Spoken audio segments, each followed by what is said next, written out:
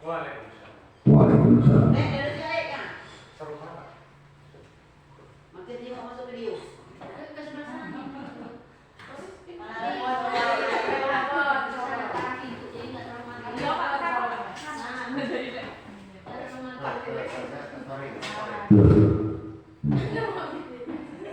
Assalamualaikum warahmatullahi wabarakatuh. Alhamdulillah, syukur pada pagi hari ini walaupun keadaan cuaca hujan guyur gelap, namun di antara kaum kita yang jauh dari sekolah ini dapat datang, kami dekatnya wajar datang, ya. Tapi datang kebaikan wajar tak pola, ada kekurangannya. Intinya dengan jalan kita tetap sehat walafiat, namun di antara kawan kita yang datang, kalau dia sakit kita berdoa semoga cepat sembuh. Di antara yang sehat, semoga sehat walafiat dan tinggal di rumah. Salam salam tentunya kita beriman kepada Nabi Muhammad, Nabi besar, manusia yang mulia di sisi Allah, menjadi tautan kehidupan kita. Semoga kita mendapat syafaatnya di yaumul mahsyar nanti. Tentunya Bapak Ibu guru, kepentingan kita dalam proses di sekolah ini hendaknya kita bahas melalui kumpulan rapat supaya dari rapat ini ada komitmennya, baik dalam terucap atau yang direncanakan. Pada pagi hari ini tentunya kita berbicara tentang kegiatan di sekolah. Namun pada hari ini isi-isi kita belum tertampang, ya. Masih disimpan di hati kita masing-masing, tapi belum ada bukti fisiknya, berarti itu belum kita laksanakan. Kedisiplinan ini tentunya kedisiplinan di sekolah, kegiatan kita kepada anak. Yang pertama kegiatan belajar mengajar. Untuk kegiatan belajar mengajar ini bisa terdampak disiplin. Yang pertama, absennya 1 bulan itu hendaknya minimal 98% yang hadir. Kemudian kita tampakkan kegiatan setiap harinya daftar nilai.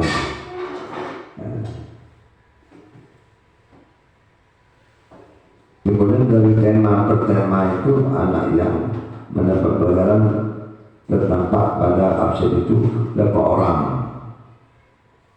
Itu dengan kelas tentunya tidak perlu kita bahas, semuanya kita ngerti. Kemudian tindakan sosial. Tindakan sosialnya tentunya tiap hari telah kita laksanakan. Maksud sosial di sini terhadap anak itu selalu tidak masuk sekolah, selalu mentingkatkan di sekolah, baik yang baik alhamdulillah, yang tidak baik dengan kita, bagaimana kita cari ke depannya santai, tapi anak itu berperan dengan baik. Tindakan sosial inilah yang jadi kendala kita di sekolah. Yang pertama, dengan anak itu pun kita mendidiknya dengan membuka dan terhadap kita, tapi namun tidak ada pengertian dari orang tuanya, itu mendapat kendala kita beri kepada orang tuanya. Tapi namun kita sebagai guru Kendala itu kita cari dan keluarnya jangan sampai bersesat. Jangan ada di hati kita, nak kita karena umum. Seorang guru tidak boleh gitu. Yang penting kita lihat anak itu bagus. Supaya apa harapan kita adalah orang nomor satu setelah Muhammad ini, seorang guru yang nomor satu. Nah itu, namun di dalam kegiatan kita di sekolah ini kita banyak mengucap alhamdulillah, syukur. Mengapa di SD kita ini ada kelainan daripada SD yang lain? Terasa atau tidak kita? Mungkin ada yang terasa atau yang belum terasa. Namun pada hari ini kami sangat bahagia kepada Pak Raffi, Pak Trini, guru bergerak. Tapi guru bergerak ini banyak hambatannya. Kemarin di Facebook kami ada 5 guru bergerak. Yang di 5 guru bergerak itu adalah penyakit yang dihadapi oleh guru bergerak itu terhadap kepala sekolahnya dan kepada guru. Namun kehadiran Pak Menteri di SD 1 Sukamana ini kita dapat memakan ke depan. Kita tidak ngerti cara berteknis dari pendidikan ke depan. Mungkin tentunya Pak Menteri ini mau berkah kita di SD 1 Sukamana ini. Amin ya rabbal alamin. Kemarin ada usulan Pak Menteri bahwa di sekolah ini kita menciptakan budaya positif. Budaya positif ini Pak Bu, tujuan daripada sekolah kita ini untuk mendidik dan mengayomi anak didik kita ke depan yang lebih baik. Contoh pendidikan sosial anak itu baik di sekolah maupun di lingkungan hidupnya. Kemarin saya coba atau Pak Raffi, itulah Pak contohnya. Mungkinkah setiap saat kita laksanakan, tetapi kita tuh nggak ada bukti edukasinya, nggak ada bukti fisiknya tindakan kita sehari terhadap anak itu. Kemarin anak itu yang peristiwa anak seorang kemarin sudah saya janjikan setiap pagi dia apel. Setiap pagi anak itu muncul, begitu tadi apelnya kami Pak, dan saya ucapkan itu. Tugasnya udah kami laksanakan Pak, mau sampah. Nah, itu budaya positif.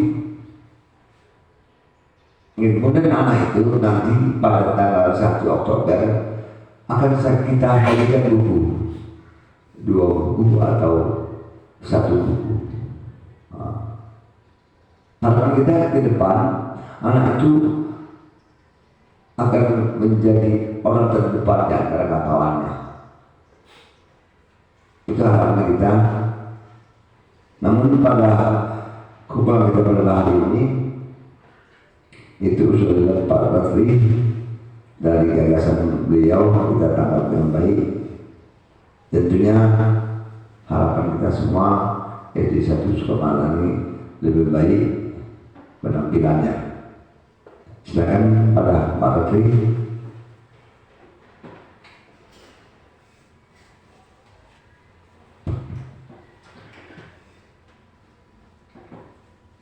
Assalamualaikum warahmatullahi wabarakatuh. Selamat siang, salam sehat untuk kita semuanya. Yang terhormat Bapak Kepala Sekolah SD Negeri 1 Sukamana, dan yang saya hormati Bapak Ibu Dewan Guru SD Negeri 1 Sukamana, Alhamdulillah, puji dan syukur marilah senantiasa kita panjatkan kehadirat Allah Subhanahu wa taala, Tuhan yang Maha Esa, yang telah melimpahkan kenikmatan, kerahmatan, kesehatan kepada kita semua, sehingga pada kesempatan siang hari ini kita dapat berkumpul di ruang kelas ini dalam keadaan sehat walafiat untuk melaksanakan kegiatan sosialisasi berkaitan dengan budaya positif. Salawat serta salam tak lupa selalu tercurah kepada uswatun hasanah kita Nabi Agung Muhammad Sallallahu Alaihi Wasallam yang senantiasa kita nantikan syafaatnya di yaumul akhir nanti. Baiklah Bapak Ibu guru semuanya, pada kesempatan siang hari ini saya di sini bertugas untuk menyampaikan materi berkaitan dengan tugas pendidikan guru penggerak yang saya laksanakan. Untuk kegiatan ini saya ditugaskan untuk menyampaikan materi yang saya dapatkan di pendidikan guru penggerak, sehingga untuk kegiatan ini bisa menjadi transfer ilmu untuk kita semuanya. Sebelumnya saya di sini mohon maaf apabila nanti dalam penyampaiannya kurang berkenan atau kurang bisa dimengerti, mungkin saya mohon maaf. Kemudian saya juga di sini bukan bermaksud menggurui, tetapi mungkin karena saya menang belajar semalam Mas. Jadi semalamnya sudah belajar, Bapak Ibu gurunya belum, jadi mungkin saya cuma menang belajar semalam. Untuk yang jelas saya di sini tidak akan menggurui, tetapi kalau kita ambil istilahnya MH Ainun Najib atau Cak Non, ya itu istilahnya adalah sinau bareng atau belajar bersama. Jadi nanti di sini kita sama-sama menambah volume isi gelas kita. Ya saya yakin Bapak Ibu guru semuanya punya volume gelas paling enggak ibaratnya 200 mm. Hari ini kita tambah jadi 201 mm. Ya jadi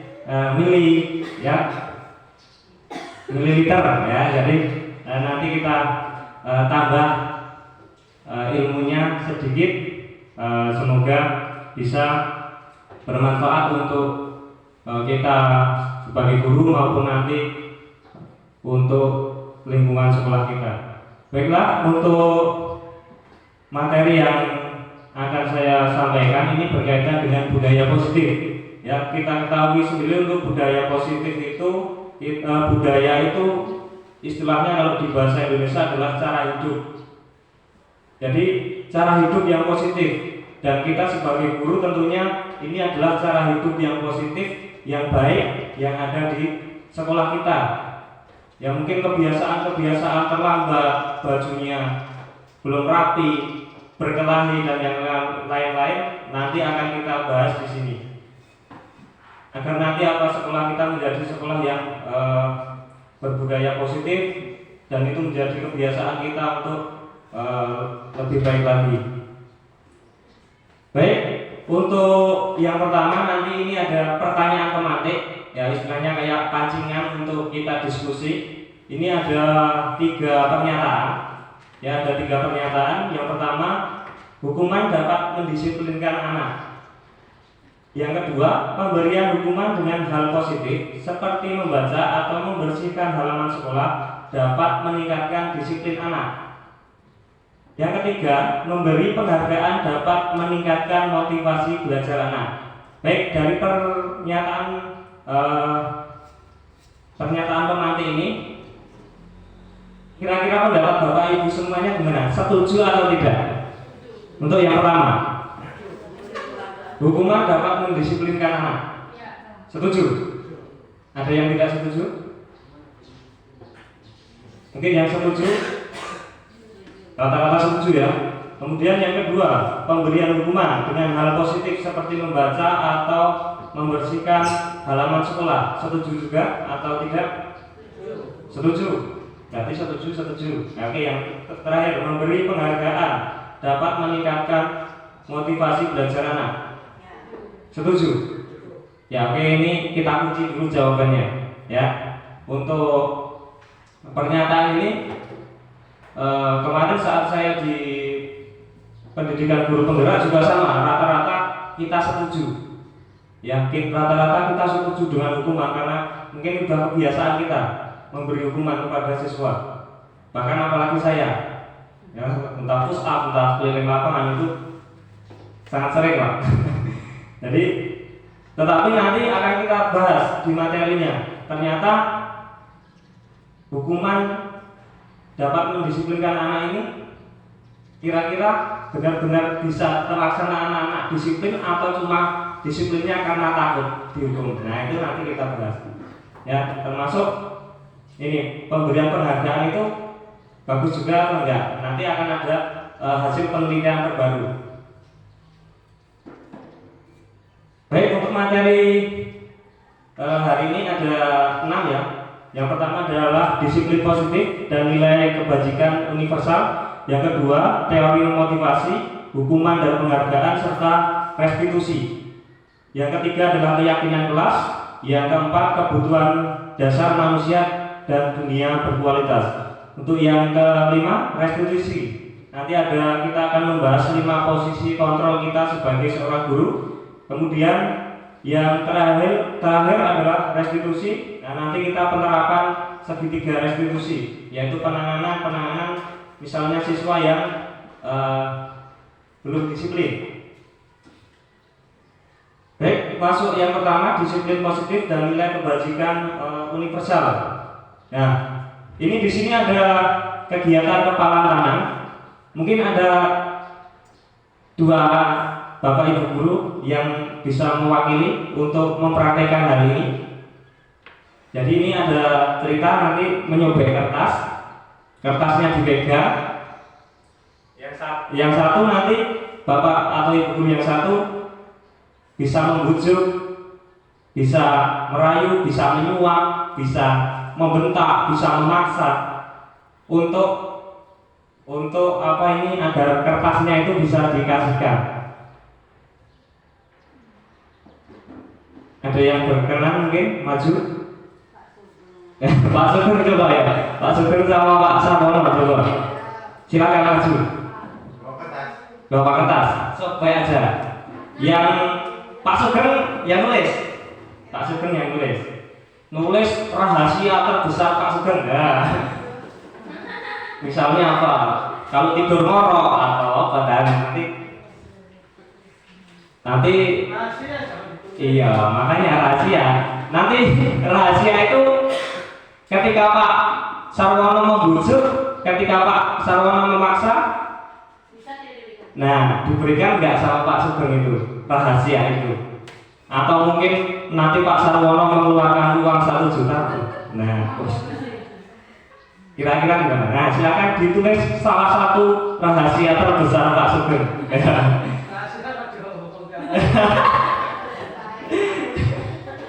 Ditulis dulu, Pak. Ditulis aja. Nah,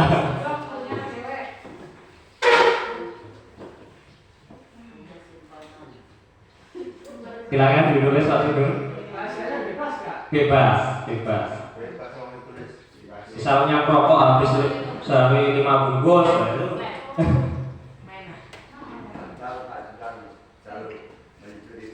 Nah, silakan ditulis Pak Sugeng.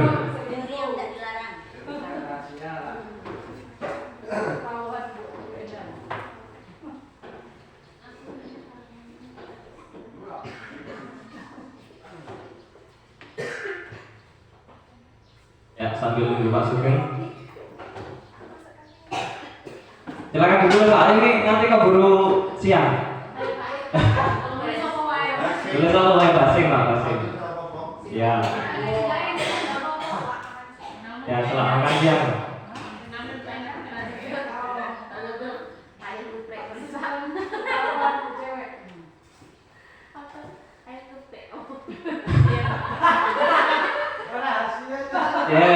Ayo. Ayo Pak Sugeng, nanti biar cepat selesai. Tulis aku wae. 5 tambah 5 9 enggak apa-apa.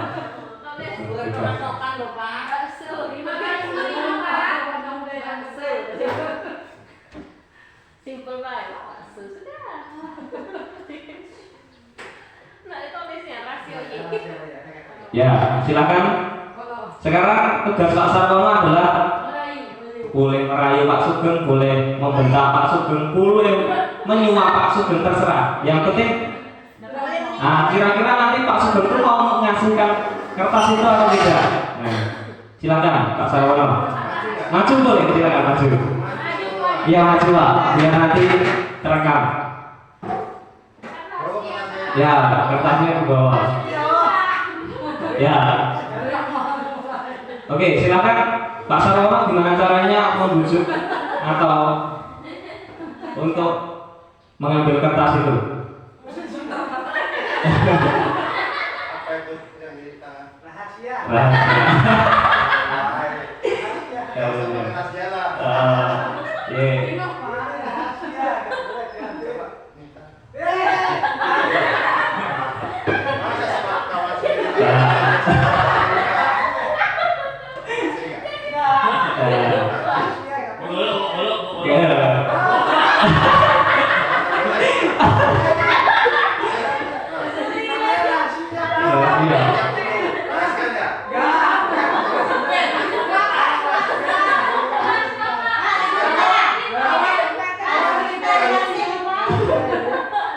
Yo, silakan. Bagaimana cara Pak Sarwono? Mau dikasihkan Pak Sugeng mau ngasih atau tidak kan terserah Pak Sugeng. Ya. Ini rahasia. Nah, soalnya itu ada rahasia penting. Sama kawan sendiri. Ayo.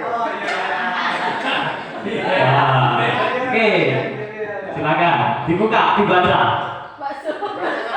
Ya. Kuat merokok. Oke, rahasianya itu kuat merokok. Itu Pak Sarwono. Ya, ya. Silakan duduk kembali. Terima kasih untuk Pak Sugeng dan Pak Sarwono. Kira-kira Ya baik. Tadi Pak Sugeng dan Pak Sarwono sudah mempraktekkan tentang kepala tangan ini. Jadi di kepala tangan ini ada tekniknya, caranya ada boleh merayu, boleh membentak, boleh memaksa. Tetapi ketika Pak Sarwono baru dengan cara yang halus saja, ternyata Pak Sugeng sudah mau mengeluarkan.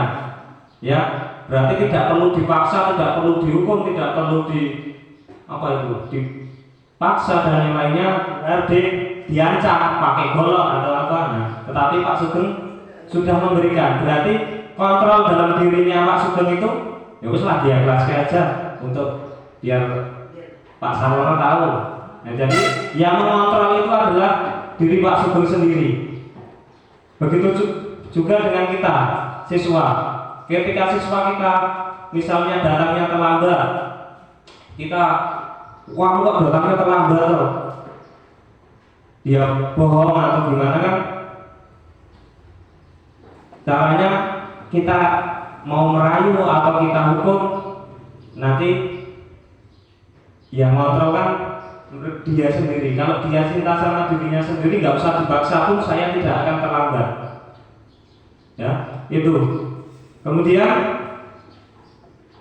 ini untuk perubahan paradigma teori kontrol. Ini ada yang pertama, ilusi guru mengontrol murid.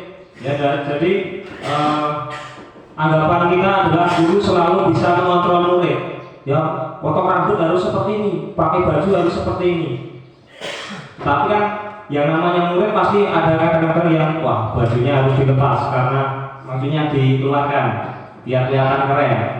Kemudian ilusi bahwa kritik dan membuat orang merasa bersalah dapat menguatkan karakter. Yang ketiga, ilusi bahwa semua penguatan positif, efektif dan bermanfaat. Yang terakhir, ilusi bahwa orang dewasa memiliki hak untuk memaksa. Jadi kita kadang sebagai guru memaksa, kamu belajarnya harus 8 jam sehari misalnya. Kita paksa seperti itu. Itu kadang ada kontrol untuk kita memaksa. Ini adalah perubahan paradigma stimulus respon dan teori kontrol. Siapa sesungguhnya yang memiliki kontrol? Kalau di sini ya orang lain bisa mengontrol saya. Nah, padahal sebenarnya adalah hanya Anda, hanya saya sendiri yang bisa mengontrol diri saya sendiri. Misalnya tadi rahasia itu penting, sangat penting sekali, walaupun disuap pun nggak akan saya berikan karena itu berkaitan dengan harga diri saya misalnya. Itu yang kontrol saya. Kemudian saya bisa mengontrol orang lain, Anda tidak bisa mengontrol orang lain. Ya, ini untuk teori kontrol itu kita tidak bisa mengontrol orang lain. Jadi kalau apa ya? Ibaratnya kita naik sepeda motor kan kadang pakai helm kadang tujuannya untuk ya tidak menyelamatkan diri biar tidak ditilang. Jadi tidak karena saya sama badan kita sendiri, misalnya jatuh seperti saya kemarin, betul. Ya, kemudian ini makna disiplin. Nah, disiplin berasal dari bahasa Latin yaitu disiplina. Disiplin diri membuat orang menggali potensinya menuju sebuah tujuan apa yang dia hargai. Namun dalam budaya kita, makna kata disiplin telah berubah menjadi sesuatu yang dilakukan seseorang pada orang lain untuk mendapatkan kepatuhan. Kecenderungan umum adalah menghubungkan kata disiplin dengan ketidaknyamanan, bukan dengan apa yang kita hargai atau pencapaian suatu tujuan mulia. Kadang kita itu tadi kalau ada siswa terlambat, siswa berkelahi, ya kita kata-katanya adalah mendisiplinkan kata-kata kita adalah itu. Kemudian nilai kebajikan universal. Nilai kebajikan adalah sifat positif manusia yang merupakan tujuan mulia yang ingin dicapai setiap individu. Nilai tersebut bersifat universal dan lintas bahasa, suku, bangsa, agama maupun latar belakang. Nilai kebajikan yang ingin dicapai oleh setiap anak Indonesia kita kenal dengan profil pelajar Pancasila. Ini nanti berkaitan di kurikulum Merdeka. Sepertinya untuk di kurikulum Merdeka ini akan lebih ke nilai kebajikannya adalah profil pelajar Pancasila. Di antaranya adalah ini nilai-nilai profil pelajar Pancasila. Yang pertama, beriman, bertakwa kepada Tuhan Yang Maha Esa dan berakhlak mulia. Yang kedua, mandiri. Yang ketiga, bernalar kritis. Keempat, berkebinekaan global. Kemudian yang keempat, gotong royong, dan yang kelima, kreatif. Kemudian teori motivasi, hukuman, penghargaan, dan restitusi. Ya, teori motivasi perilaku manusia. Yang pertama ini untuk menghindari ketidaknyamanan atau hukuman. Jadi kita misalnya datangnya tadi terlambat. Mereka datangnya terlambat karena takut dihukum. Berarti itu nanti adalah ini termasuk motivasi eksternal dari luar. Karena takut dihukum saya harus berangkat pagi. Karena takut dihukum saya harus mengerjakan PR. Jadi mereka mengerjakan PR bukan karena tanggung jawabnya, tetapi karena takut. Ya, karena ada rasa takut untuk dihukum. Jadi ini apa yang akan terjadi apabila saya tidak melakukannya. Jadi kalau anak atau siswa kita tidak mengerjakan PR tadi, wah saya nanti setelah ini takut dihukum ambil sampah, jadi saya harus mengerjakan PR. Nah, ini karena anak mengerjakan PR berarti karena takut dihukum, bukan karena diri sendiri. Jadi ini adalah termasuk dari motivasi ekstrinsik atau eksternal dari luar, karena takut dihukum. Yang kedua adalah untuk mendapatkan imbalan dari orang lain atau institusi. Apa yang akan saya dapatkan apabila saya melakukannya? Jadi kadang siswa itu pengen, wah biar besok istilahnya apa? Dapat hadiah, biar nanti dapat hadiah dari bapak ibu guru. Nah, misalnya itu. Jadi dia yang ada di pikirannya adalah dapat imbalan ketika dia melakukan sesuatu maupun mengerjakan tugas. Itu adalah jadi ini termasuk motivasi ekstrinsik atau dari luar juga. Nah, kemudian ini yang tumbuh dari diri kita sendiri, yang termasuk dalam posisi kontrol diri kita sendiri tadi. Itu adalah untuk menghargai diri sendiri. Ya, saya berangkat pagi karena saya ingin apa istilahnya tepat waktu di sekolah, bisa mengikuti pembelajaran dengan baik. Begitu juga misalnya ketika kita berkendaraan tadi, contohnya kita pakai helm, ya karena saya sayang badan kita, karena ingin melindungi badan kita, bukan karena takut ditilang atau dicegat polisi. Jadi ini adalah motivasi intrinsik dari diri sendiri, termasuk untuk contohnya mengerjakan PR. Ya, mengerjakan PR, saya biar bisa, istilahnya biar saya bisa, saya mengerjakan, bukan karena saya nanti dihukum, saya nanti dapat imbalan. Jadi ini adalah untuk motivasi intrinsik dari dalam diri kita sendiri. Kemudian merdeka menurut Ki Hajar Dewantara, merdeka itu artinya tidak hanya terlepas dari perintah, akan tetapi juga cakap buat memerintah diri sendiri. Nah, itu terkait dengan kontrol diri tadi ya. Nah, ini yang selanjutnya adalah restitusi. Restitusi adalah proses menciptakan kondisi bagi murid untuk memperbaiki kesalahan mereka, sehingga mereka bisa kembali pada kelompok mereka dengan karakter yang lebih kuat. Restitusi juga merupakan proses kolaboratif yang mengajarkan murid untuk mencari solusi untuk masalah mereka dan membantu murid berpikir tentang orang seperti apa yang mereka ingin menjadi dan bagaimana mereka harus memperlakukan orang lain. Jadi untuk restitusi ini adalah cara yang disarankan untuk mengatasi berbagai hal-hal yang tidak tertib di sekolah. Jadi siswa itu, misal siswa berkelahi, dua-duanya kita panggil. Nanti mereka agar mencari solusi tersendiri untuk menyelesaikan permasalahannya. Begitu juga mungkin kita ambil contoh,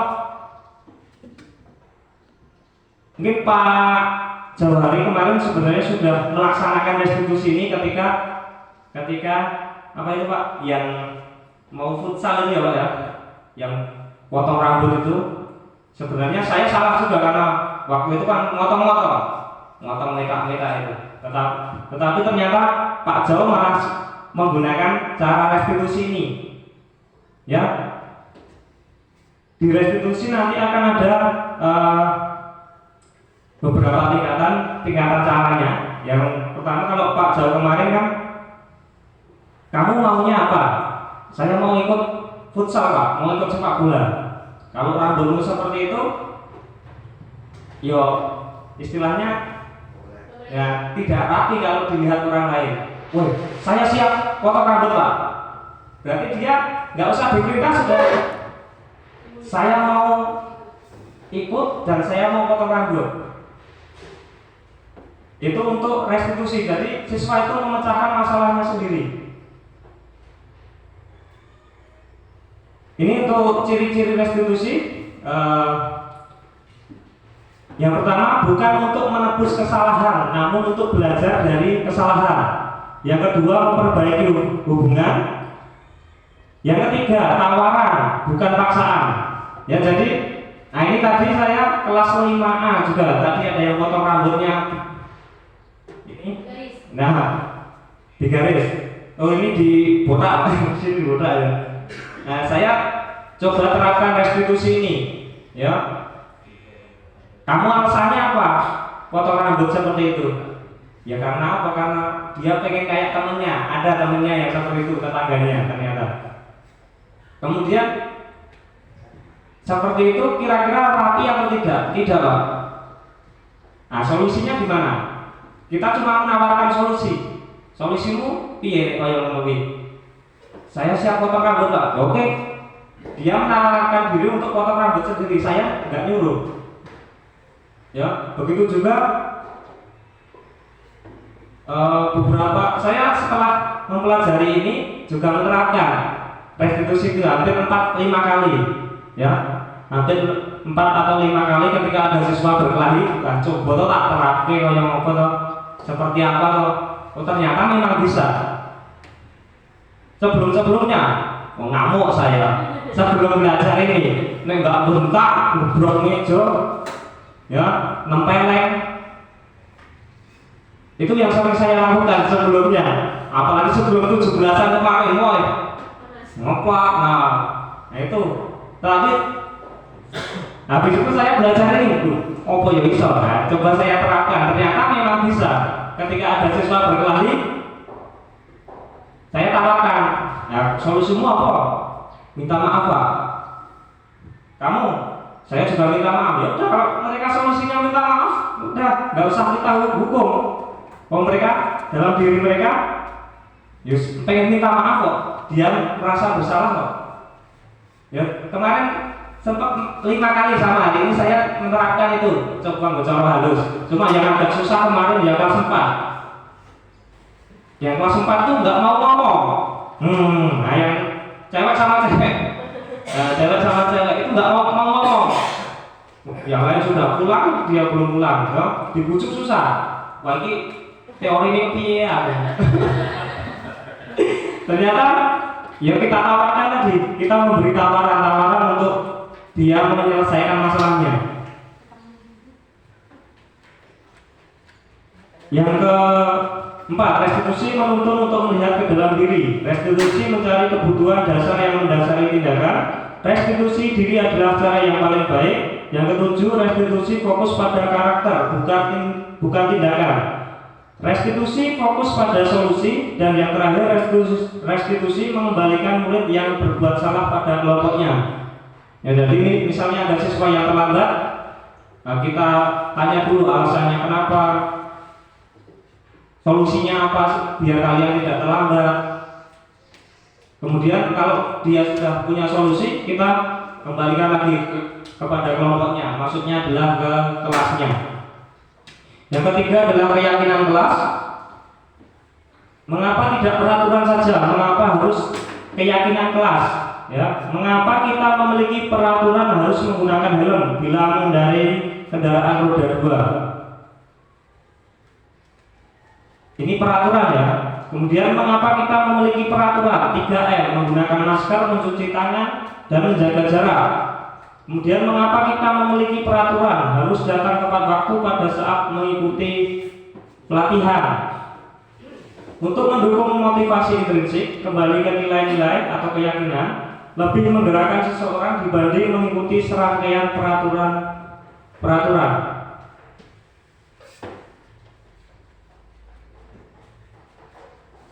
Ya, ini ya berkaitan dengan keyakinan kelas. Jadi yang pertama adalah peraturan kelas. Kalau biasanya di kelas-kelas itu sudah ada peraturannya. Peraturannya misalnya datang tepat waktu, baris, kemudian doa. Nah itu mungkin piket, yang tidak piket gimana?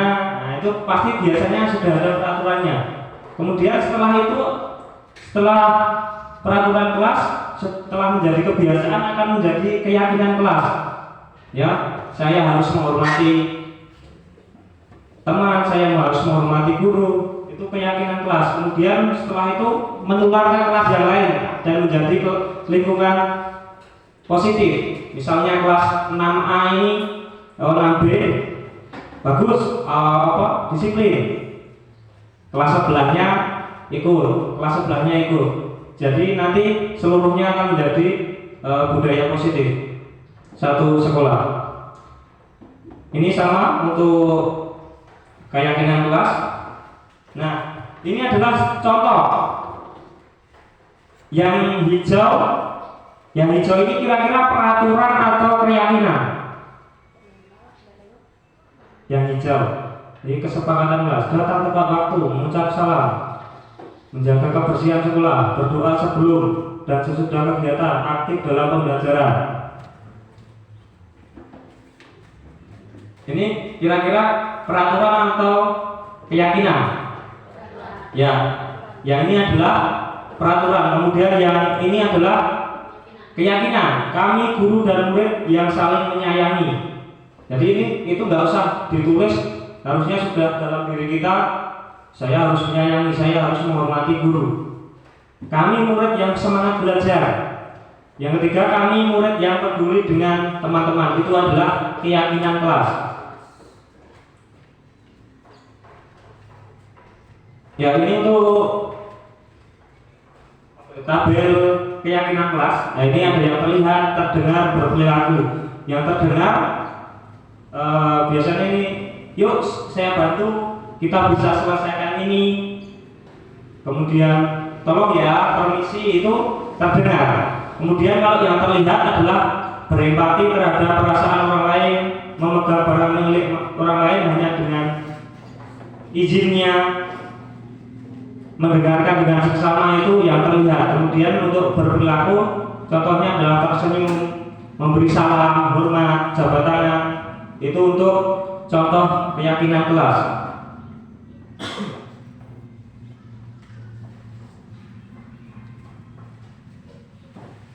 Ya, ini untuk peraturan. Kalau peraturan kan biasanya dilarang.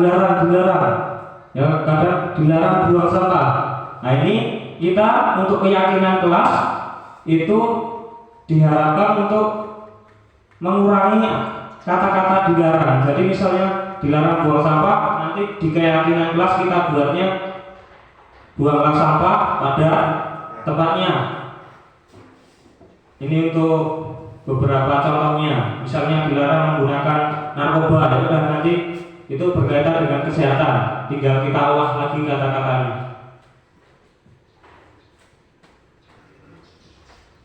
Kemudian tentang penambahan materi pada dihukum oleh penghargaan. Nah, ini pengaruh jangka pendek dan jangka panjang, penghargaan menghukum, penghargaan mengurangi ketepatan, penghargaan tidak efektif, penghargaan merusak hubungan, penghargaan menurunkan kualitas, penghargaan mematikan kreativitas, dan penghargaan mengurangi motivasi intrinsik. Jadi kalau yang ini, siswa itu melaksanakan tugas karena ingin imbalan tadi. Jadi itu karena motivasi dari luar. Kalau yang dari dalam diri sendiri karena memang dia punya tanggung jawab. Wah, saya harus mengerjakan PR karena ini tanggung jawab saya terhadap guru saya yang memberikan tugas. Biar ilmu saya tambah, keterampilan saya tambah. Itu motivasi dalam diri. Jadi bukan karena biar besok saya dapat imbalan, dapat hadiah dari guru, atau biar tidak dihukum. Ya, ini adalah perbedaan hukuman dan konsekuensi. Kalau hukuman itu adalah misalnya contoh, mencatat 100 kali di dalam buku kalimat, saya tidak akan terlambat lagi karena dia terlambat berangkat ke sekolah. Kira-kira efektif Pak kalau seperti itu? Kemudian konsekuensi, contohnya adalah menggantikan kertas tugas teman yang telah dicoret-coret. Itu adalah konsekuensi. Lari mengelilingi lapangan basket 2 kali karena terlambat hadir di sekolah. Ini termasuk hukuman. Murid diminta untuk push up 15 kali. Nah, itu hukuman. Membersihkan tumpahan air di meja tulis karena tersenggol pada saat belajar. Misalnya tersenggol, saya membersihkan, itu adalah konsekuensi saya karena saya yang salah. Kemudian kalau ini, nah ini karena ini pelajaran olahraga. Lari mengelilingi lapangan basket 2 kali karena terlambat 10 menit untuk pelajaran PJOK. Jadi ini adalah konsekuensi karena yang lainnya sudah pemanasan, dia belum. Jadi ini konsekuensi keterlambatan dia mengikuti pemanasan.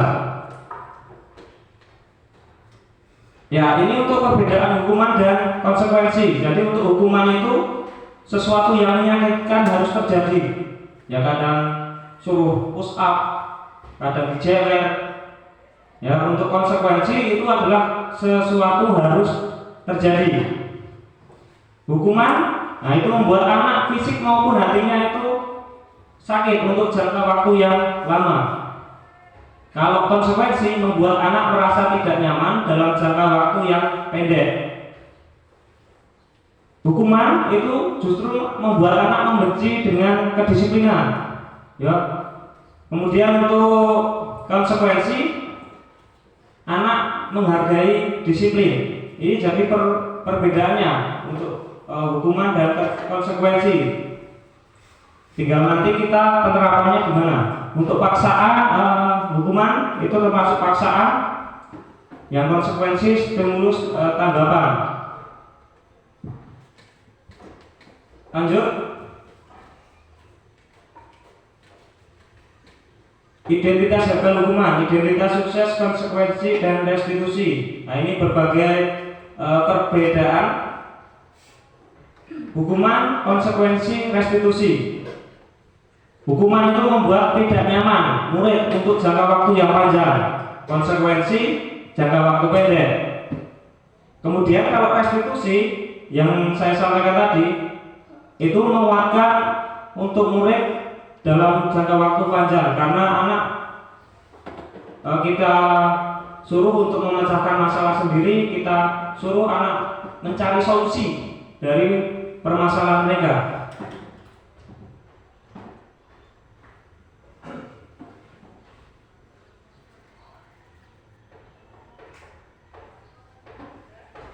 Ini beberapa contohnya perilaku pasif agresif.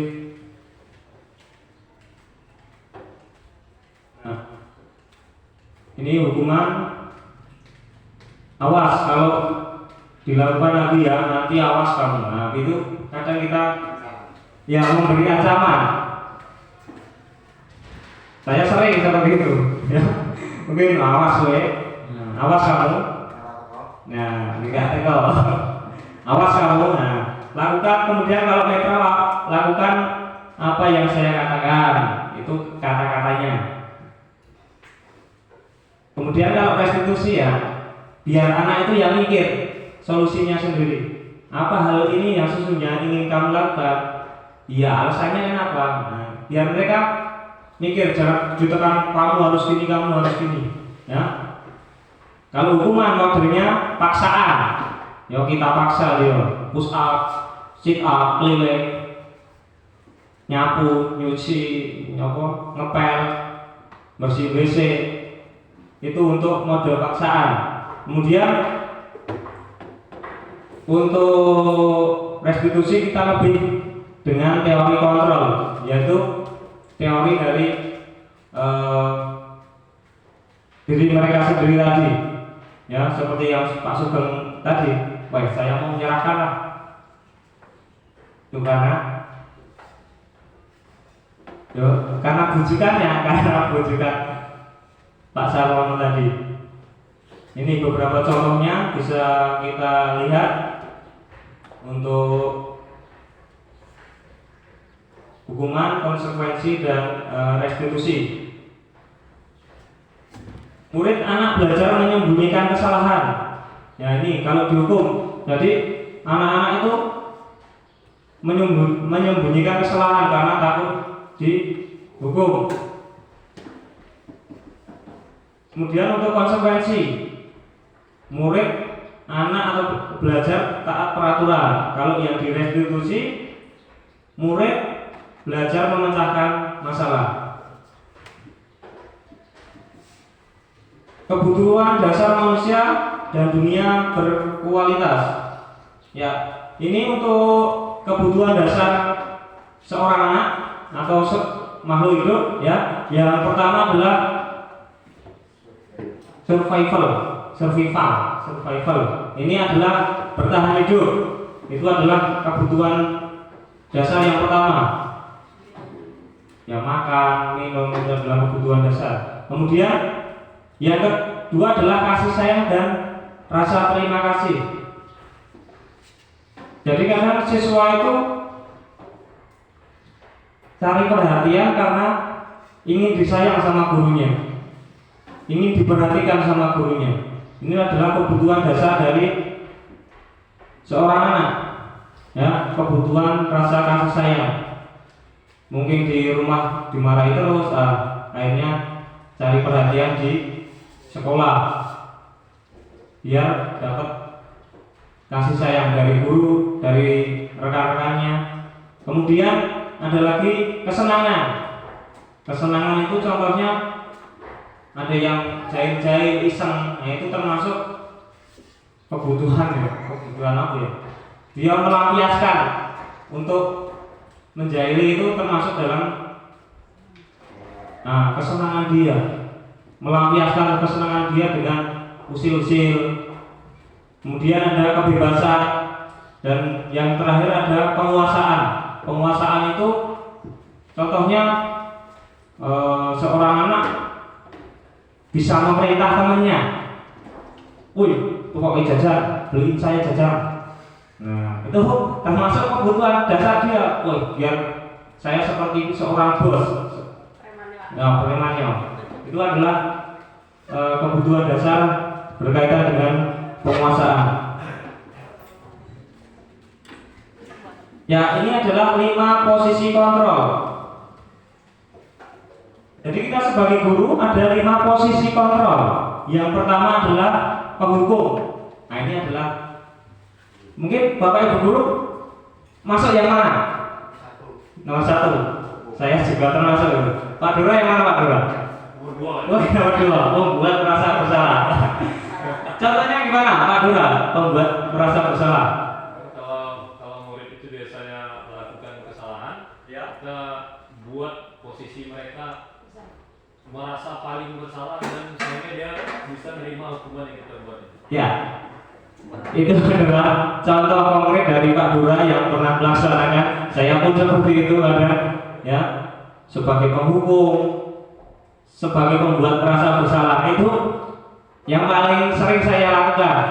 Nah, dan yang ternyata 5 posisi kontrol ini yang harus kita laksanakan adalah paling tidak kita bisa menjadi teman, pemantau, dan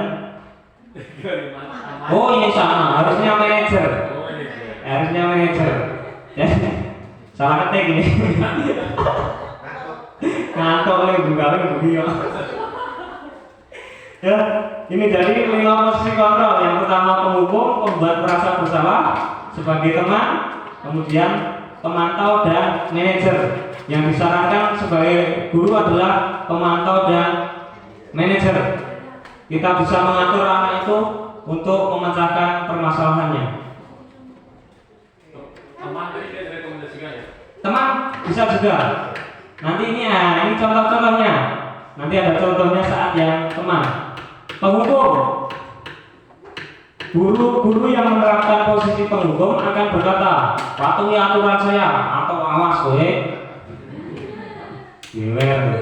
Nah, kamu selalu saja salah, baru ngobrol hijau. Nah, selalu pasti selalu yang terakhir selesai. Nah, nulis. Itu guru kelas sering seperti itu.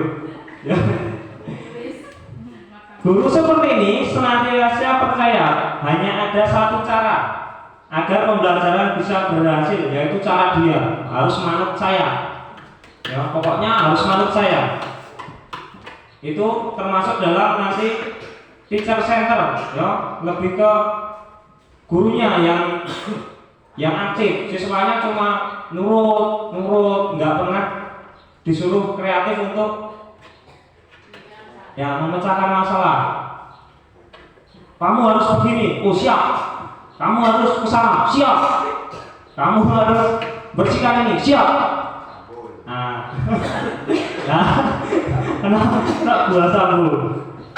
Nah ini penghukum itu, nah contohnya adalah nada suaranya tinggi, bahasa teguh, mata melotot, nah jari ujuk-ujuk.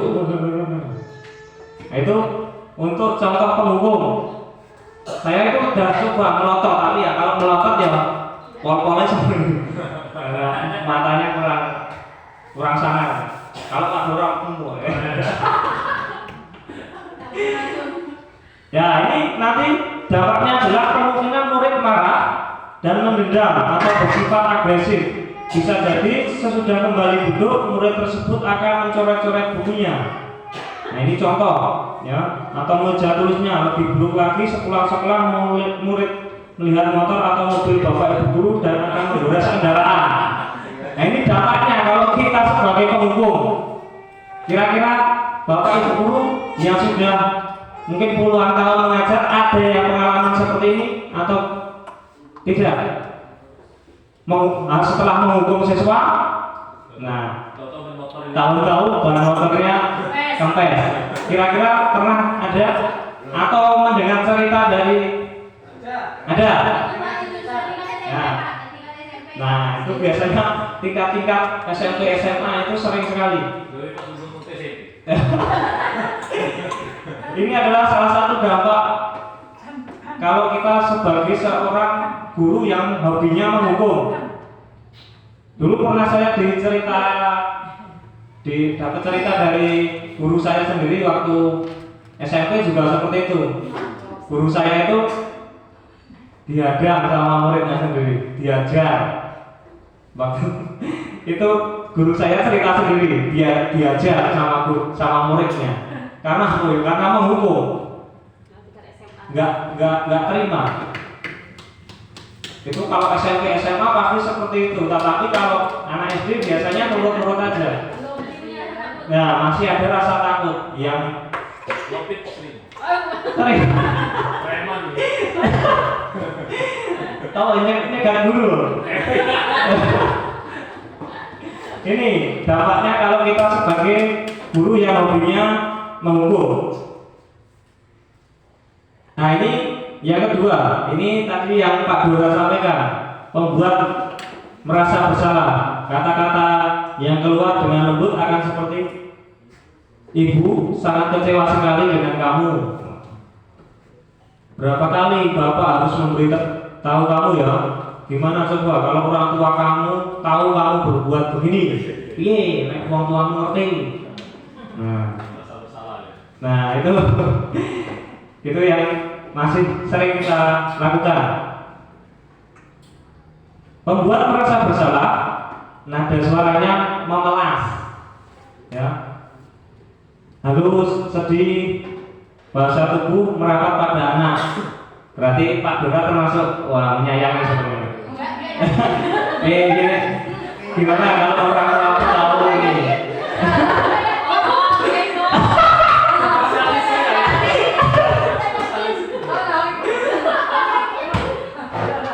Bu Fitri gimana kalau Bu Fitri?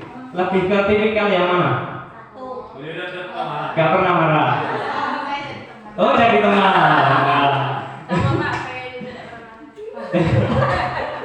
Padahal paling galak itu. Oke, ini dampaknya ketika kita menggunakan cara membuat merasa bersalah, yaitu murid akan merasa bersalah telah mengecewakan ibu atau bapak gurunya. Murid akan merasa menjadi orang yang gagal dan tidak sanggup membahagiakan orang lain. Ini adalah pendekatan yang dilakukan Pak Dora tadi. Merasa wah kecewa ini Pak Dora sama saya. Wah sedih ya.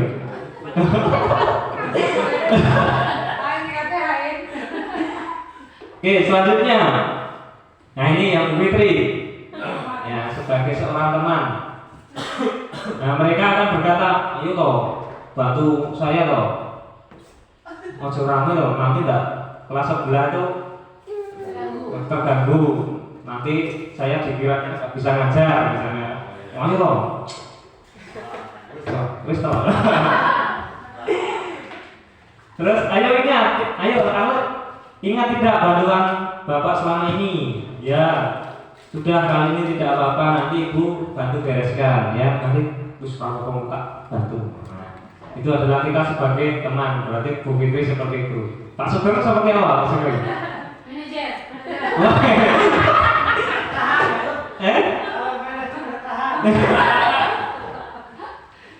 Bu Fitri? Sebagai apa biasanya? Lembut kalau kelas bawah itu biasanya lemah lembut.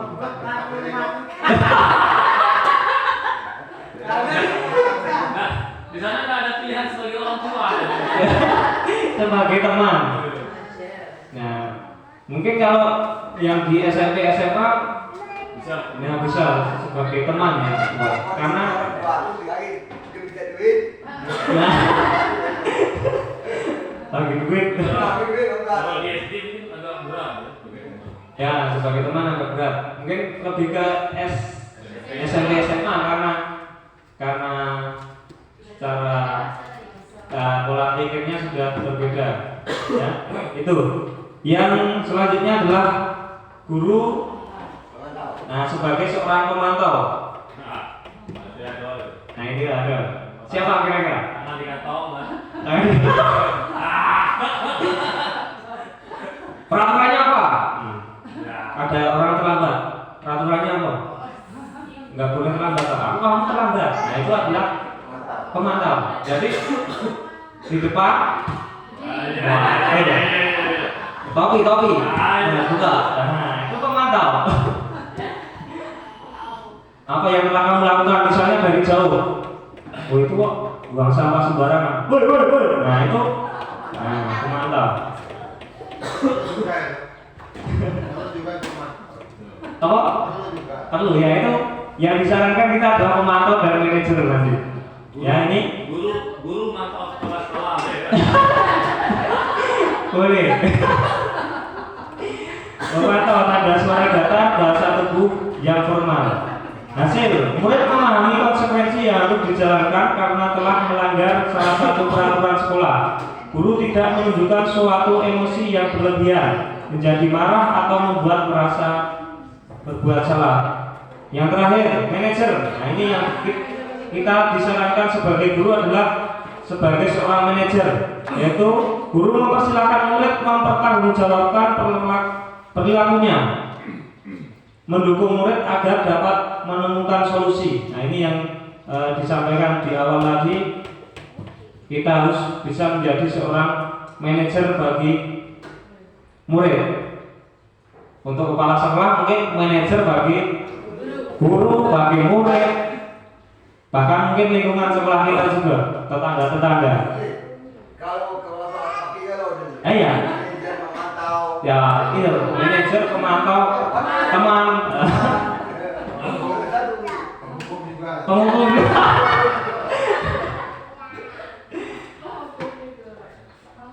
Seorang manajer akan berkata apa yang kita yakini, apa yang kamu meyakininya. Jika kamu meyakininya, apa kamu bersedia memperbaikinya? Ya, jadi anak itu disuruh mencari solusi. Itu tadi. Pada posisi manajer, guru akan memberikan tanggung jawab pada murid untuk mencari jalan keluar permasalahannya, tentu dengan bimbingan guru. Ini permasalahan-permasalahan yang sering terjadi adalah di perkelahian. Kalau kita ini sering banget ya berkelahi. Ya, saya dulu juga kalau yang berkelahi itu mengatasinya dengan emosi menghukum, ngeplak. Mungkin baru 2 minggu saya menerapkan ini. Baru 2 minggu menerapkan coba teori ini. Pas enggak, ternyata ya memang anak itu punya solusi terhadap permasalahannya sendiri ketika mereka berkelahi. Kalau yang satu sudah minta maaf, saya solusinya minta maaf. Kamu terima enggak minta maaf? Terima Pak, saya juga mau minta maaf. Ya udah, kelar. Ya solusinya minta maaf.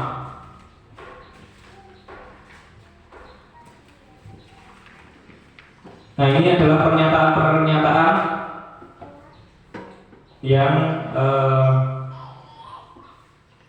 diucapkan oleh seseorang atau guru yang, nah, misalnya membuat merasa bersalah. Nah, saya kecewa sekali dengan kamu. Ini Pak Dura ya. Kamu tidak pernah benar melakukannya. Ini menghukum. Ayolah lakukan demi Bapak Ibu. Ini Bu Fitri tadi. Ayo toh, dikerjakan toh. Ya. Dengan nada memelas kalau sebagai apa itu teman.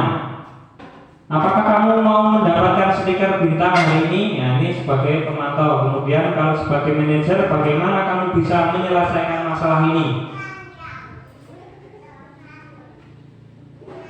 Nah ini yang terakhir, selanjutnya adalah segitiga restitusi. Untuk segitiga restitusi ini ada 3 tahapan. Jadi ketika ada permasalahan siswa terlambat, tidak piket, potong rambutnya belum rapi, nah, ini ada 3 teknik. Yang pertama adalah menstabilkan identitas. Nah ini kata-katanya seperti ini kalau menstabilkan identitas. Pertama, setiap orang itu pasti pernah berbuat salah. Pak Guru juga pernah berbuat salah. Itu adalah kata-kata untuk menstabilkan identitas. Kamu bukan satu-satunya yang pernah melakukan ini. Nah, itu kalimatnya untuk menstabilkan identitas. Jadi ketika siswa dipanggil, yang langkah pertama adalah menstabilkan identitas. Pak Guru juga pernah seperti itu. Teman-temanmu dulu pernah ada juga seperti itu misalnya. Tidak hanya kamu saja yang pernah melakukan kesalahan itu. Nah, itu adalah menstabilkan identitas. Kemudian yang kedua adalah validasi kebutuhan. Alasanmu kenapa kok rambutmu seperti itu? Alasanmu kenapa kamu kok datangnya terlambat? Itu adalah validasi kebutuhan.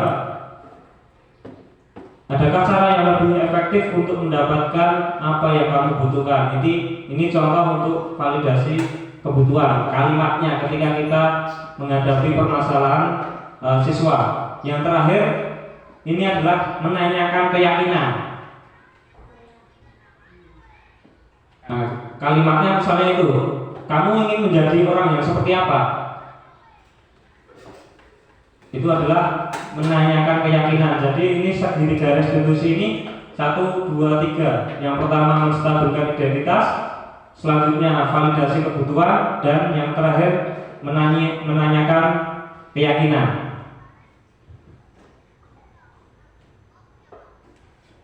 Nah ini kata-katanya untuk menstabilkan identitas. Ini ada contoh-contohnya. Berbuat salah itu hal yang manusiawi, tidak ada manusia yang sempurna. Bapak Ibu juga buat salah, kita pasti bisa menyelesaikan permasalahan ini. Ini adalah untuk kata-kata menstabilkan identitas. Selanjutnya validasi kebutuhan. Nih kalimatnya. Kamu bisa saja melakukan hal yang lebih buruk, tapi kamu tidak melakukannya kan? Kamu pasti punya alasan mengapa melakukannya. Apa yang penting bagi kamu? Nah ini adalah kata-kata untuk yang bisa kita terapkan untuk bagian validasi kebutuhan. Maukah kamu belajar cara lain untuk mendapatkan yang kamu butuhkan tanpa harus memukul? Mau lah. Nah, kalau dia sudah jawab mau, nah nanti kita berikan ya ini menanyakan keyakinan. Ini untuk kata-katanya. Apa nilai yang kita percaya di kelas, nilai universal apa yang telah kita sepakati, kelas yang ideal itu seperti apa, kamu ingin menjadi seperti apa. Ini adalah untuk menanyakan keyakinan. Setelah itu, nah ini yang terakhir. Apakah kamu ingin berbuat lebih baik lagi? Nah ini kata-katanya. Nah ini untuk materi sosialisasi budaya positif hari ini, tentunya penanganan permasalahan di sekolah kita disarankan untuk menggunakan apa tadi? Menggunakan restitusi, bukan menggunakan hukuman, tetapi kita menggunakan restitusi. Mari kita sama-sama bergeser pelan-pelan untuk mencoba restitusi tersebut. Misalnya masih bingung, nanti bisa searching atau mencari di YouTube video-video cara merestitusi seorang siswa atau permasalahan siswa, baik yang berkelahi maupun hal-hal yang lainnya, nanti bisa dipelajari. Dan alhamdulillah untuk penerapan ini saya merasa saya ketika menghadapi yang berkelahi itu dalam 2 minggu ini coba pakai cara halus ini, pakai cara ini menerapkan, ternyata memang bisa. Dan seperti Pak Jo itu juga, itu yang saya berkesan, yang kami sudah meta-meta, sudah dipotong-potong, kok nggak potong rambut seminggu? Udah seminggu dipotong-potong masih pede aja, rambutnya peda-peda itu. Giliran Pak Jo, kamu maunya apa? Mau ikut sepak bola Pak? Nah, kalau mau sepak bola harus rapi.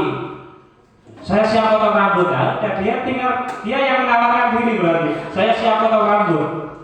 Nah, berarti Pak Jo sudah menjadi manajer, melakukan restitusi. Nah, saya waktu itu masih jadi pemukul, meta-meta. Nah itu, jadi ini untuk pembelajaran kita semuanya. Semoga ke depan kita bisa melaksanakan restitusi, kemudian kita bisa menerapkan budaya positif di sekolah kita. Ya, budaya positif tadi ada yang tentunya adalah pertama, kalau di kelas itu kesepakatan kelas. Bapak Ibu guru harus sudah bisa membuat kesepakatan kelas. Jadi yang membuat adalah anak-anaknya. Misalnya di papan tulis kesepakatan kelas kita 1, yang anak-anak suruh maju aja satu-satu menulis, tidak boleh datang terlambat atau hal-hal positif yang lainnya. Nanti anak-anak terus suruh nulis saja.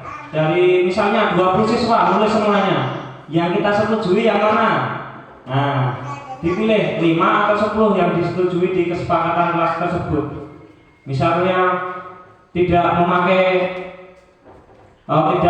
sepatu warna hitam. Nah, itu nanti kira-kira prosesnya gimana. Nah, itu baik. Demikian pemaparan dari saya berkaitan dengan budaya positif. Ya, jam 12:06 sudah seperti jam biasanya. Alhamdulillah. Terima kasih Bapak Ibu guru sudah berkenan untuk mengikuti pemaparan materi yang saya dapatkan dari pendidikan guru penggerak, dan ini adalah sebagai tugas. Nah, itu direkam ya Bu, jadi minimal 1 jam. Jadi minimal 1 jam saya harus bicara, memaparkan, ya, kemudian harus diupload. Terima kasih banyak, dan Pak Kepala Sekolah sudah memfasilitasi saya. Terima kasih banyak. Kurang lebihnya saya mohon maaf. Saya akhiri. Wassalamualaikum warahmatullahi wabarakatuh.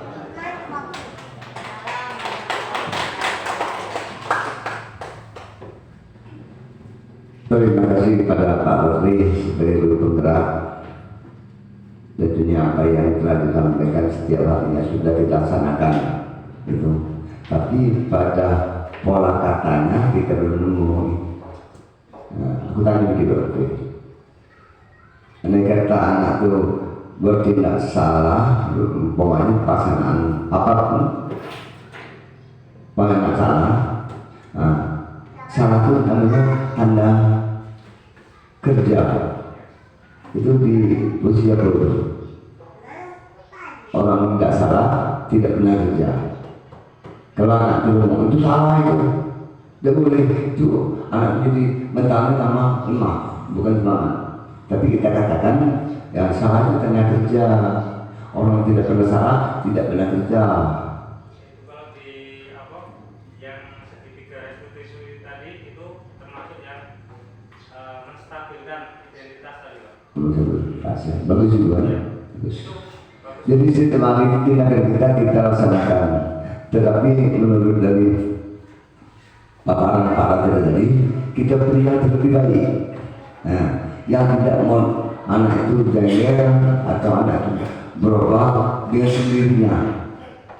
Nah, terima kasih Pak Putri, tiada bandingnya. Mungkin selama hidup saya ini belum pernah dulu mama papanya ini. Mungkin baru tahun 2020 ada guru penggerak. Dan yang kedukung kemarin itu ada di Facebook guru penggerak apa itu? Dilema guru penggerak. Memang pada awalnya saya sudah tahu guru penggerak itu bisa melangkah ke depan yang lebih baik. Itu didukungnya oleh guru dan kepala sekolah. Kami harapkan lagi selain disangka dari Pak Ketua ini perlu paparan ini tadi. Ya, terima kasih. Kita tunggu yang kedepannya mungkin DSD kita ini lebih meningkat lagi secara menjadi anak. Alhamdulillah. Dan untuk kita semua yang tidak hadir, ulang lagi yang tidak hadir beliau sakit kita berdoa supaya cepat sembuh. Nah, yang tidak hadir beliau sehat supaya jangan dan satu halangan apapun. Amin. Ya Rabbal Alamin. Apa yang kita tanya kira-kira? Pertanyaan Anda. Berbalik pertanyaan. Iya, betul saja.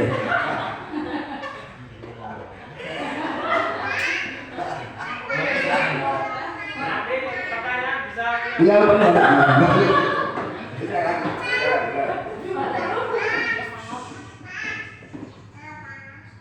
Apa kira penemuan kita di kelas itu tentang diri anak tanya.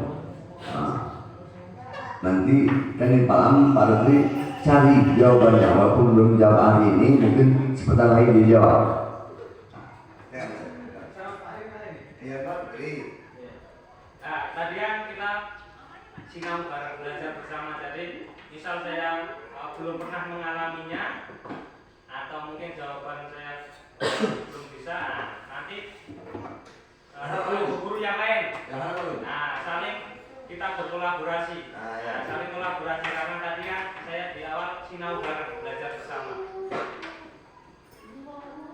Berliannya kemudian dia mobil bersih kemudian. Ya, silakan. Ya.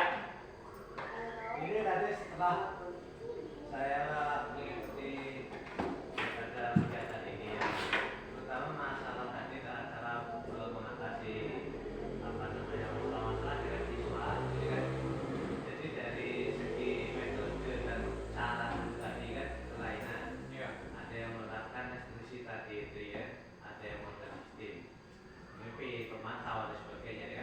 Nah, cuman kalau kita itu sebagai orang guru itu biasanya itu kan punya karakter dan kemampuan itu tersendiri ya.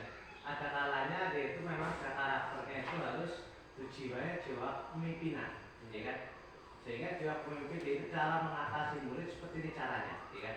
Ketika dengan cara seperti ini mungkin anak itu belum ada perubahan ya, kemudian ada guru lain yang dengan menggunakan cara tadi ya seperti Pak Jolam kan, bisa jadi anak itu luluh kan gitu. Jadi kalau seandainya memang guru itu ya harus menguasai seluruhnya tadi ya, kira-kira itu seperti kita itu bisa nggak kita terapkan itu? Ya. Untuk 5 posisi kontrol tersebut sebenarnya semuanya itu ada dalam diri kita. Cuma kadang kita tidak pernah memunculkannya. Yang kita tonjolkan kadang yang menghukum, yang membuat merasa bersalah, itu yang sering kita tonjolkan. Kemudian sebenarnya kita ada jiwa kepemimpinan, manajer, tetapi kadang kita mau berperan sebagai manajer di situ belum bisa. Nah, makanya dalam hal ini kita mengatur sebagai seorang manajer, bagaimana caranya itu tadi kita kayak sebagai fasilitator gitu loh, sebagai fasilitator anak. Kalau ada permasalahan tadi kita Ya cuma tanya-tanya itu, manajer kan kadang cuma tanya-tanya seperti itu. Menanyakan masalah. Ya, menanyakan masalahmu apa, solusimu. Nah ini tadi kalau yang sebagai manajer itu. Ya, kalau seandainya satu guru itu kan menerapkan lima tadi itu kan, nah satu guru saja ya, Ya, kira-kira bisa nggak kita terapkan seperti itu kan? Satu bahasa saya kan, Ya. saya mendapatkan SPP, ya, belum berhasil, ya. Besok saya mau lagi apa sih anak seperti ini kan, dengan metode tadi ya saya kan dengan Memantau. ya, Oh, ya. masih nggak berhasil juga masih kan. Nah kita terapkan lagi satu guru maksudnya, ya, satu guru ya kita kan. Nah kira-kira yang seperti itu bisa nggak untuk kita terapkan, maksudnya untuk kita masing-masing kan? ya, Karena biasanya kan enggak lain guru kan lain. ya. Metodenya kan. Ya. Oke, untuk itu setiap guru tadi pilihan pertamanya sekarang adalah kalau urutannya tadi penghukum dulu. Ya, Nah, penghukum.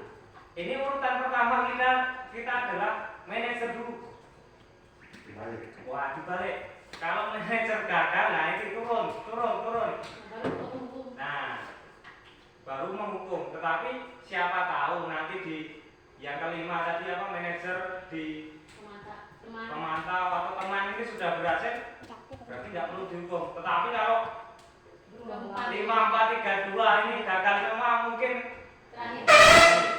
tentunya hubungan jangan sampai fisik. Itu Pak. Mungkin urutannya dibalik kita seperti yang pertama sebagai manajer dulu. Urutannya sebagai manajer dulu, tanya-tanya solusimu apa, ngasih pertimbangan solusi, ngasih pertimbangan pemecahan masalah. Itu urutannya kita balik. Kalau yang pertama tadi penghukum, nah penghukum kita taruh yang terakhir. Siapa tahu nanti pas yang manajer ini kita sudah bisa menyelesaikan masalah, ya sudah. Udah berlanjut, Pak. Ya, seperti itu. Puas ya, puas. Ya, artinya satu guru ya, Ya. bisa menerapkan itu semua ya. Bisa. Bisa. Di mana kalau berhasil? Iya. Iya. Tapi kalau bisa yang penghukum tadi terakhir, Pak. Iya, jangan dilakukan dulu. Apa? Jangan dilakukan dulu. Kalau saya kan dulu, Dulu. wah ini menghukum dulu. Tanyanya, baru mencari masalah. baru memecahkan masalah. Nah, itu Pak. Ya, mungkin setiap guru itu harus menggunakan yang Manajer. 5 konsep itu tadi. Iya. Harus bisa kelima-limanya itu. Harus bisa. Kalau Bisa 1 dulu. dan 2, saya rasa bisa. 1 dan 2 itu. Maksudnya itu bukan satu guru tuh hanya mengajar satu Satu kontrol. tadi. Jadi semuanya kelima-limanya harus Ya, dikuasai. 5-limanya harus Harus tahu caranya. harus tahu caranya, harus dikuasai. Bahwa manajer itu seperti ini, Iya. memantau seperti ini. Harus dikuasai semuanya. Kalau yang menghukum, saya rasa Sudah tahu semua. bisa semua. bisa semua. Tidak perlu dikuasai. Tidak perlu dikuasai. Sebagai Kalau manajer. saya Pak, yang pertama berteman dulu. Ketemuan dulu. Sudah berteman, mantau. Apa contoh? Kita membersihkan lingkungan sekolah. Ya. Kita ada anak tuh orang Pak. Ya. Berulang kali kita. Sudah itu pemantau Pak. Itu tuh dua teman. Kalau kita memantau dulu dapat berteman, Sulit. kira-kira kebiasaannya dan cepat. Oh, berarti kolaborasi ya Pak ya. Kolaborasi antara 3 tadi. Kalau Pak Zawan teman, pemantau, manajer. Nah, berarti Pak Zaw mengkolaborasi 3 Juga kontrol tadi. posisi kontrol ini. Kemudian ini agak makin semangat dulu. Kalau saya masih SD dulu, SMP dulu. Nah, kalau dengan guru yang cantik di bapak-bapak yang ganteng, aku setuju belajar. Aku dulu gitu. Jadi kita di SD itu harus cantik, harus ganteng-ganteng. Terutama Mambuno ini nyanyi. Nah, kita harus berkompak.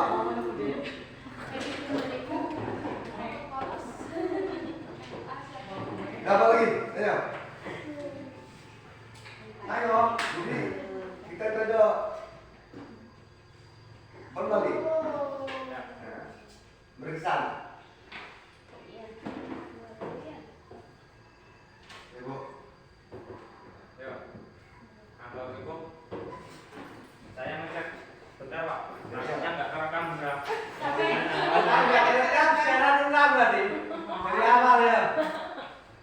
Alhamdulillah.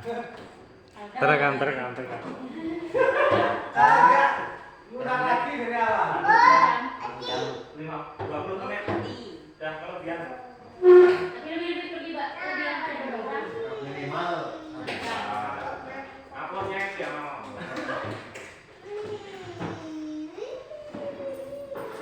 Untuk malam ini Ya, Pak. 2 hari sebelumnya yang seperti ini buat jadwal dulu. Jadi kita ini alhamdulillah hari ini tapi masih ada yang menghadir. Oh iya, Pak. Nantinya ketinggalan informasinya. Jadi 2 hari kita dulu. Kita dulu. Ada untuk jadwal. Ya, siap. Nah, ini tadi. Kemarin hari ini sebenarnya ini dapat undangan berupa mana jadi sama Pak Nasri. Nah, yo aku usahakan datang ini.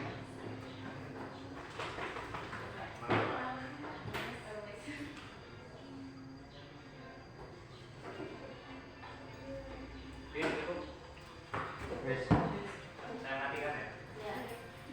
Warna itu apa? Oh. Kamu ledak enggak? Iya ya. Bapak, Bapak kemarin ngomong ada delima ya.